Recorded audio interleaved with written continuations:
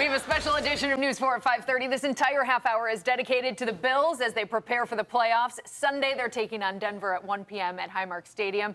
And right now, we are so happy to welcome former Buffalo Bills linebacker Darryl Talley. As we all know, Darryl played from the team from 1983 to the salad days of 1994. Darryl, thanks for being here, man. It's so good to see you in advance of this weekend. Good to be here. All right, let's talk about the chances for the Bills. Let's start at the top here. What do you think going into this Sunday, big matchup with a very good defense in Denver, and then what about their chances later in the postseason?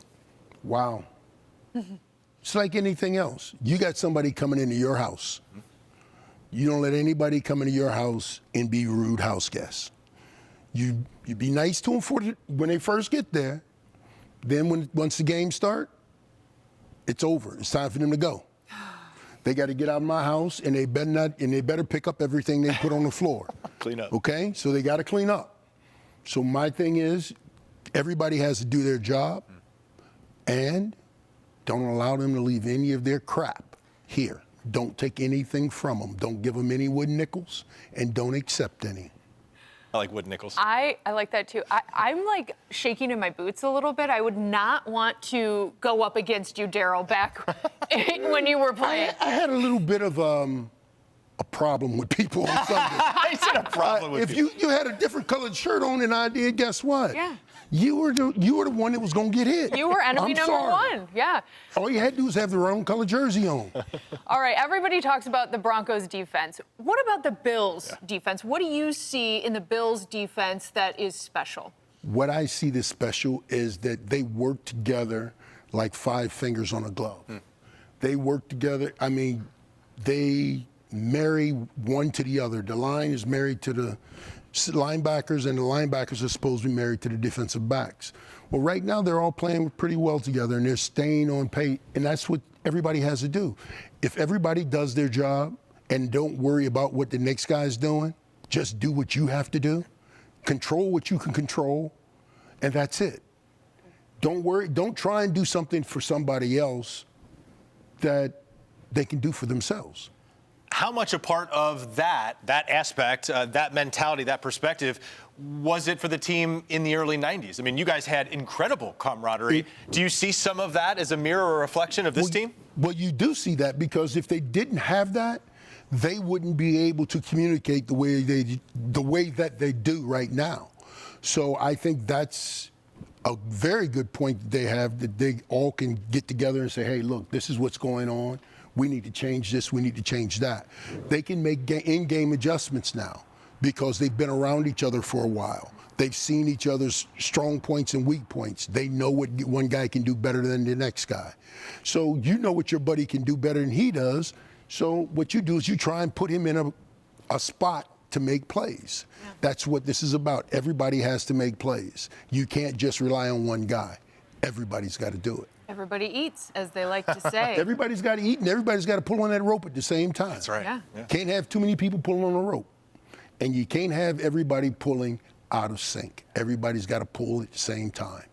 Good analogy. You are such an inspiration. Everything you say is really hitting. I just believe in my team and my guys when I come to a place to play, or I say a fight.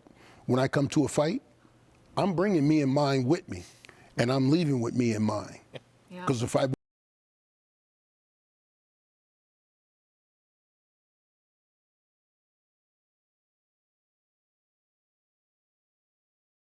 going to be knocked out. Yeah.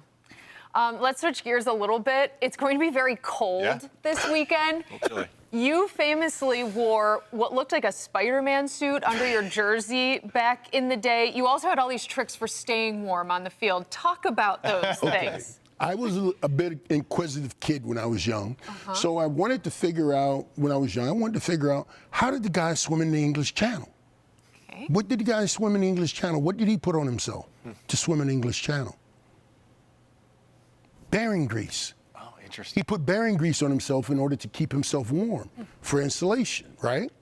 So I looked at that and I was like, okay, fine. My buddy, okay, I got how I'm gonna do this. And everybody looked at me. So I went to put my Vaseline on. Then I put the suit on because a buddy of mine His dad worked for Spider, the downhill ski racing team, and I called him and I said, man, let me try playing in one of them. I want to try playing in one of them. Because I got the idea looking at it on TV, watching the Olympic skiers, because I'm downhill skiers. I'm saying, how are they getting out there? And it's freezing cold. There's nothing they have on. The only thing they got on under there is a jock strap. And I'm like, okay. Then I called up my buddy. He told me what to do, and I was like, okay. Send me out a couple. I tried them on. They worked. Cornelius said, they work good? I want to try one of them too, so I got them for my teammates. And that's what we did.